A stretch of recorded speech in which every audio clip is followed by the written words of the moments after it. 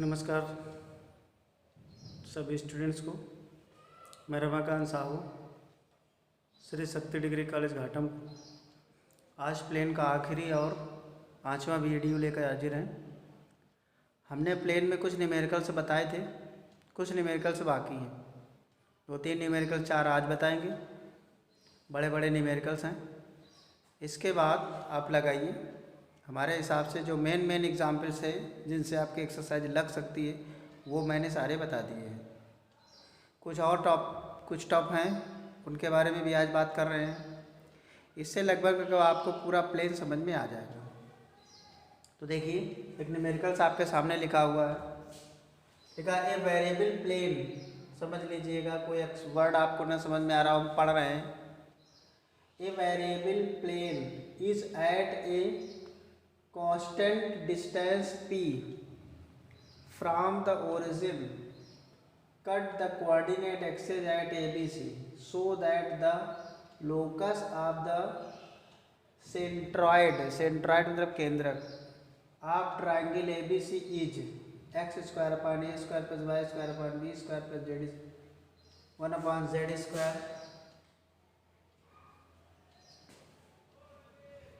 is equal to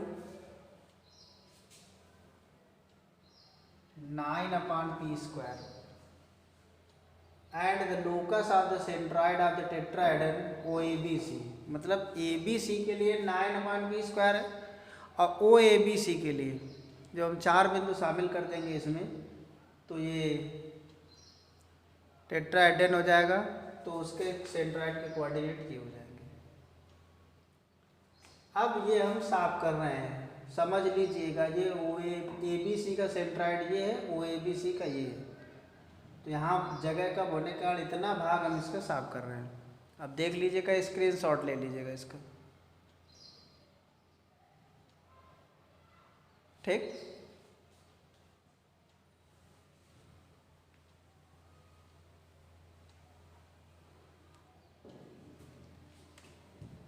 देखिए solution कर रहे हैं इसका। Let the variable plane is x upon a y upon b plus z upon c is equal to 1। Plane देख लीजिएगा, x y z a 0 0 0 b 0 0 0 c।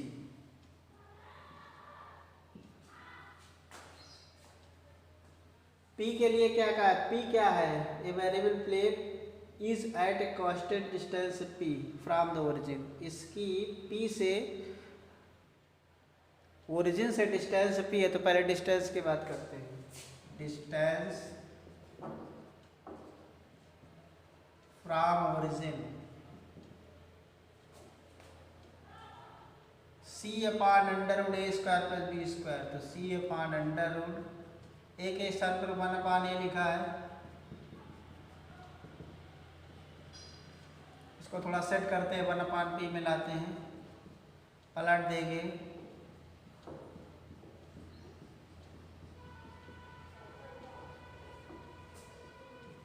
ये आ गया। अब अगर इसका हम सेंट्रॉइड मान, इसका सेंट्रॉइड निकालते हैं। देखिए सेंट्रॉइड मान लिया x y z g। Let centroid of ए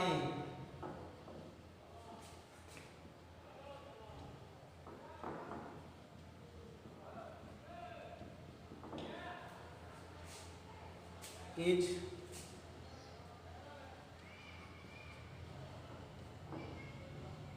ये सेंट्रॉइड है किसका?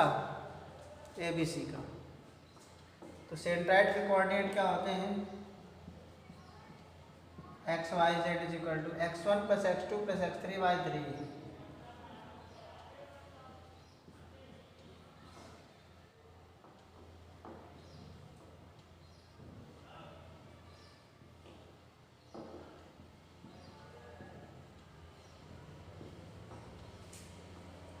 x बराबर a/3, y बराबर b/3, z बराबर 3y।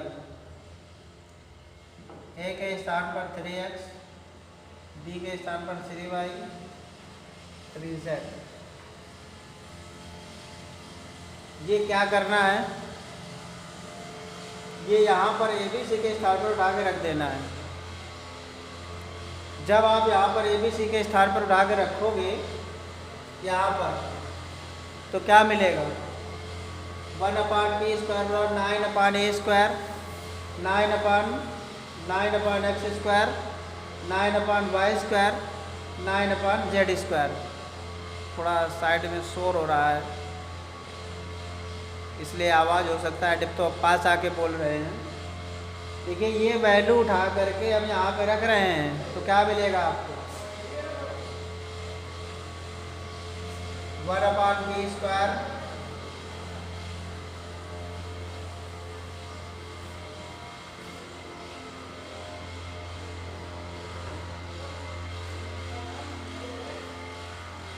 (9x², 9y², 9z²। ये 9 यहाँ आ जाएगा, ये 9 कहाँ आ जाएगा, यहाँ पर आ जाएगा, ये उठ करके।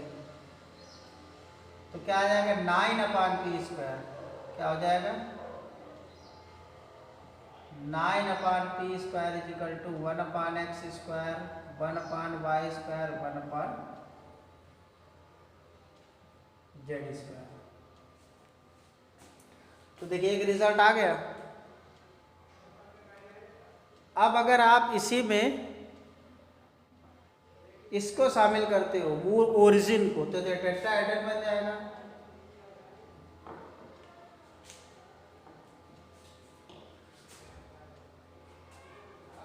तो हम ये साफ किए देते हैं और ये लाइन ऊपर लिखे देते हैं, तो थोड़े लगाने में आसानी हो जाएगी। एक रिजल्ट आ गया आपका, ये प्लेन था, ये इक्वेशन 1 यहाँ लिख दे रहे हैं, इक्वेशन 2, 1/p² बराबर 1/a², 1/b², 1/, ये इक्वेशन 2 थी।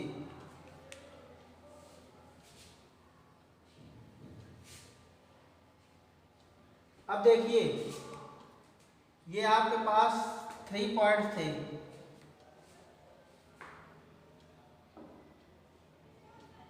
अगर इसी में आप ओरिजिन को और शामिल कर रहे हो, ओरिजिन को यहाँ पे लिख देते हैं, सेंट्राइड ऑफ O0, 0, 0। अगर आप 0, 0 को और शामिल करते हो तो क्या होगा, 1, 2, 3, 4 बिंदु हो गए, +0/4, +0/4, +0/4, ये हो जाएगा। x बराबर a/4, y = b/4, z = c/4। क्या आ जाएगा, 4x, 4y, 4z। ये उठा के यहाँ रख देंगे तो सेंट्राइड आ जाएगा। रखिए 1/p², 1/16a² x², 16y², 16z²। 16 इधर डाला, ये 16/p² बराबर 1/x², 1/y², 1/z²। तो अगर ट्राइंगल है तो क्या होगा, 9/b²। और अगर इसका सेंट्राइड है, वो भी शामिल कर लोगे, ये वो पॉइंट, तो फिर क्या आ जाएगा, 16/x² + y² + z²। चलिए समझ में आ गया होगा। अब हम अगला न्यूमेरिकल से लिखते हैं।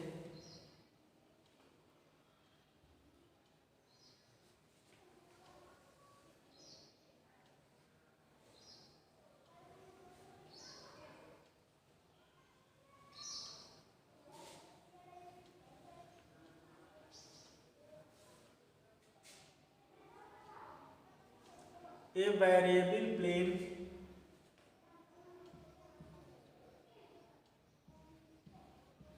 pass through the fixed point ABC and meets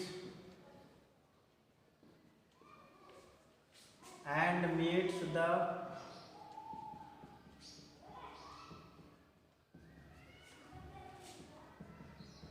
coordinate axis in ABC, so that the locus of the point common to the plane through ABC parallel to the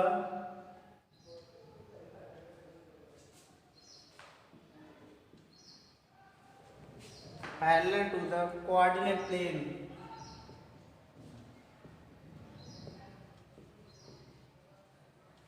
is x upon a upon x plus b upon y plus c upon z is equal to 1। ध्यान से देखें, हम एक बार पढ़ रहे हैं। A variable plane pass through the fixed point A B सी।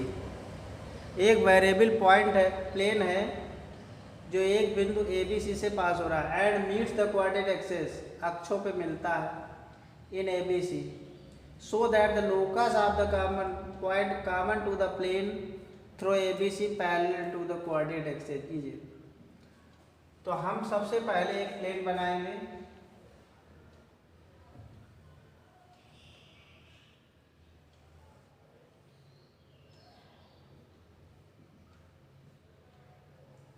ये variable plane हो गया, alpha beta alpha 0 0 0 beta 0 0 0 gamma A B C. इस प्लेन का इक्वेशन क्या होगा? लेट द वेरिएबल प्लेन, देखो अगर ये ए बी सी होते तो एक्स अपान ए वाई अपान बी जेड अपान से हम मानते थे अभी तक, लेकिन स्मॉल ए बी सी एक पॉइंट दिया गया है, इसलिए हम ए बी सी नहीं मान सकते। क्या मानेंगे? अल्फा बीटा गामा मान लिया। ये अल्फा बीटा गामा मान लिया। मानते अभी तक क्या रहे? ए बी सी मानते रहे, लेकिन पॉइंट में ये ए बी सी दिए गए हैं तो उनके ए बी सी के अपने अलग अर्थ हैं, इनके ये अंतःघट बताते हैं केवल। अब ये ए बी सी वो वाले ए बी सी नहीं रहे, इसलिए हम इनको क्या मान लेंगे? Alpha beta gamma. तो इस प्लेन की इक्वेशंस क्या आ जाएंगे? एक्स अपान ए होता था तो यह आ जाएगा x upon alpha plus y upon beta plus z gamma is equal to 1 equation. अब ये जो प्लेन है वो इस बिंदु से जा रहा है तो इस पर गुजार दीजिएगा, तो लिख देंगे the equation of plane pass through A B C. This plane pass through A B C, then यहाँ पर क्या आ जाएगा? A upon alpha plus B upon beta plus C upon gamma is equal to 1। Equation 2 डाल दीजिए। अब देखिए ये जो प्लेन है कोऑर्डिनेट अक्षों पे भी मिलता है, तो लिखेंगे लेट द प्लेन फर्स्ट ये वाला meets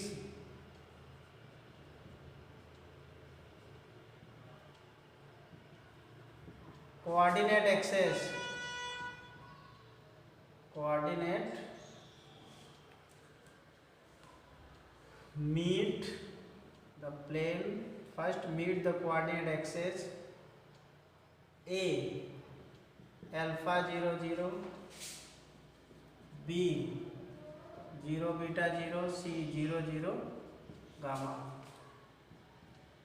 The plane through ABC and parallel to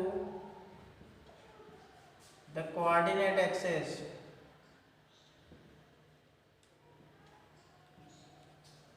the coordinate axis are, ये x रखोगे तो ये x की वैल्यू हो जाएगी। जब इसको सेटिस्फाई कराओगे तो x बराबर क्या आएगा, इस पे आप सेटिस्फाई कराओ, कहाँ गया, x बराबर क्या आ जाएगा, अल्फा आ जाएगा, y इक्वल टू क्या आ जाएगा, बीटा आ जाएगा, x is equal to alpha, y is equal to beta, z is equal to gamma. Then the required equation is, कहाँ रख देने,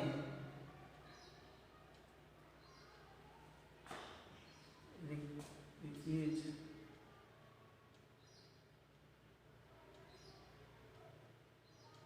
पुट एक्स वाले एल्फा के स्थान पर यहाँ पर एक्स बीटा पुट इनटू, यहाँ पर रख दीजिएगा, क्या आ जाएगा, A upon X plus B upon Y plus C upon Z is equal to,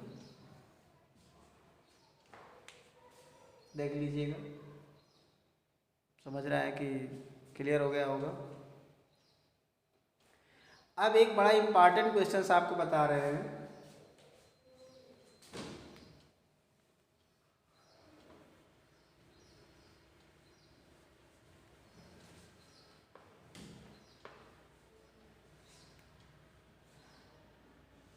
because the variable plane,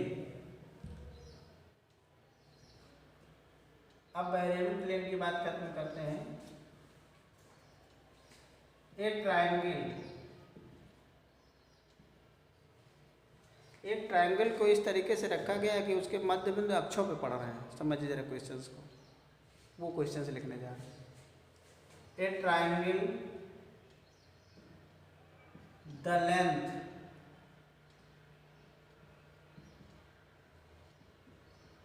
of whose are ABC is placed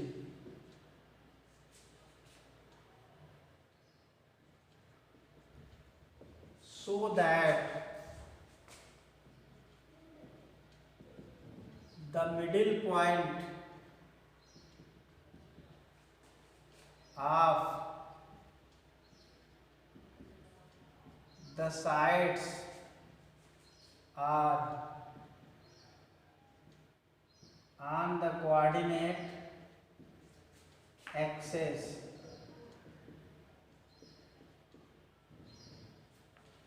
so that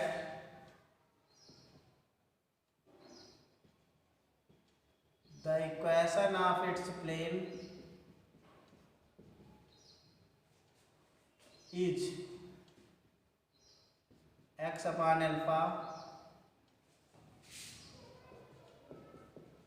plus y upon beta plus z upon gamma is equal to 1, where 8 alpha square is equal to b square plus c square minus a square, 8 c square plus a square minus b square, 8 gamma square बराबर a square plus b square minus c square। ये numericals है, इसका screenshot ले लीजिएगा, समझ लीजिएगा। कोई word ना समझ में आ रहा तो हम बोल रहे हैं। ए ट्रायंगल, एक ट्रायंगल ऐसा है, the length of the whose axes A B C, उसकी जो लेंथ है वो ए बी सी है, वो अक्षों पर इस प्रकार रखा है, इस प्लेस्ड सो दैट, इस प्रकार रखा है, the middle point of the sides are on the coordinate axis, उनके जो मिडिल पॉइंट है कोऑर्डिनेट अक्षों पर पड़ रहे हैं।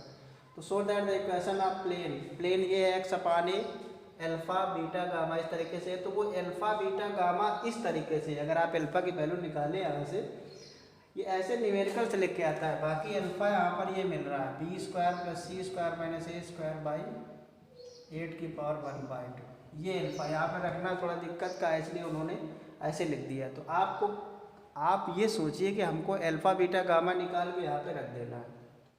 क्लियर? देखिए हिसाब कर रहे हैं, इतना भाग साफ करेंगे केवल, ठीक।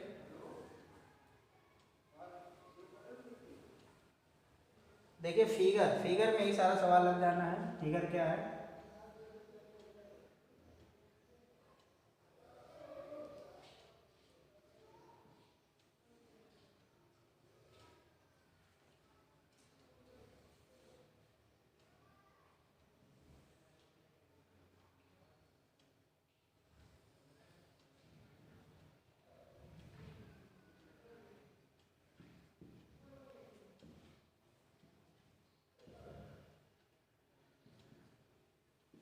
ध्यान से देखिए, इस प्लेन का समीकरण बता रहा है। इसका मिड पॉइंट, इसका देखिए ए के सामने की भुजा स्मॉल ए होती है, तो ये स्मॉल ए हो गई। ये सी के सामने की भुजा स्मॉल सी होती है, ये सी हो गई, ये बी हो गई। ये सब लंबाई इनकी दी गई। तो आपको इस ये जो मिड पॉइंट है, मिड पॉइंट ये इसका मिड पॉइंट है, ये इसका मिड पॉइंट है, इससे ये जो प्लेन मिल रहा है, इस प्लेन का समीकरण बनाना है। किसका? Plane D E F. हमने मान लिया इसके कोऑर्डिनेट अल्फा 0 0 है, इसके 0 0 beta 0 0 0 gamma. The equation of required plane is, इस प्लेन का रिक्वायर्ड प्लेन ना लिखो तो लिखो plane D E F is, क्या हो जाएगा? X upon alpha. देखिए ये लेंथ हमने एल्फा मानी और ये बीटा मानी, तो प्लस वाई बटे बीटा प्लस जेड बटे गामा इज इक्वल टू 1। यहाँ पर अल्फा बीटा गामा निकालना है। तो ध्यान से देखो, जैसे ये कोई त्रिभुज है, अगर हम इन दोनों के मध्य बिंदुओं को मिलाएं तो ये जो भुजा होती है वो इसके समांतर होती है और आधी होती है, समांतर होती है और आधी होती है। एक बात क्लियर हो गई कि अगर ये मध्य बिंदु है तो ये सी भुजा थी, ये सी हो गई, ये भुजा ए थी तो ये ए हो गई, और ये भुजा बी थी तो ये बी हो गई। अब देखो इस त्रिभुज में तीनों भुजा alpha square plus beta square, ये है बीटा, ये है अल्फा, ये है सी। तो यहाँ से हमको इस वाले रिलेशन में क्या मिला है? Alpha square plus beta square बराबर सी स्क्वायर मिला। इसी प्रकार अगर हम इसकी बात करेंगे तो ये गामा हो जाएगा beta square plus gamma square बराबर ए स्क्वायर। फिर इनमें आओ अल्फा स्क्वायर गामा स्क्वायर बराबर क्या हो जाएगा? B square. तीनों को जोड़ दीजिएगा, alpha square plus beta square plus gamma square, A square plus B square plus C square.